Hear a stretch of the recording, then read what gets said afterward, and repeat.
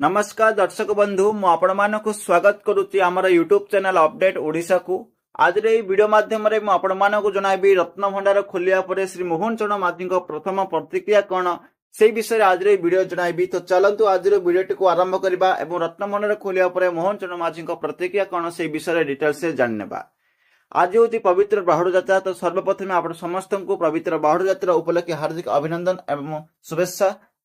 तो मोहन चरण माझी गोटे ट्वीट आसी रत्न भंडार खोलिया पर से ट्वीट ही आपको ये वीडियो माध्यम जनइबी।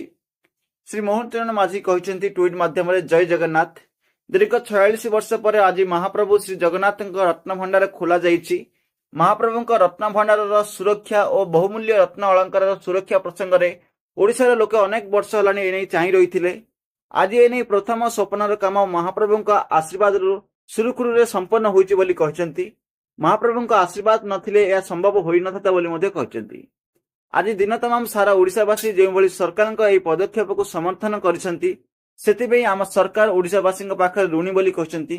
जो भली निष्ठा और भक्तिर सह आईन मंत्री पृथ्वीराज हरिश्चंद्र महोदय, श्रीमंदिर मुख्य प्रशासक, रत्न मंदिर जांच कमिटी एवं श्रीमंदिर प्रशासन, जिला प्रशासन, गणमाध्यम से भूमिका तुलाई से धन्यवाद बोली कहते। समस्त एभली सहयोग कामना करुछि।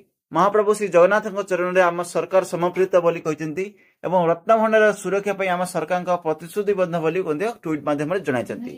यह श्री मोहन चरण माझी रत्न भंडार खोलिया पर प्रतिक्रिया जो कि ट्वीट माध्यम ट्वीट कर जनाई। आपण मैंने समस्त जानते रत्न भंडार गतकाली खोल जाता एवं 11 जनिया टीम जाइए रत्न भंडार खोलने जो कि गोटे 46 वर्ष पर दीर्घ 46 वर्ष पर रत्न भंडार खोला गला। प्रथम रत्न भंडार सब ट्रांसफर हो सारी भीतर रत्न भंडार नहीं आउरी गोटे दिन खोल कहुच्छी। तो एने किसी खबर आसो सुनिश्चित जनाइबी। तो चलतु आज वीडियोटी ये रखा पुणी मिसा आउ गोटे वीडियो। जदि आज वीडियोटी भल लगी है वीडियो को लाइक करूँ, शेयर करूँ एवं यही प्रकार वीडियो देखिए बेल आइकन को प्रेस कर ऑल नोटिफिकेशन को क्लिक रखु।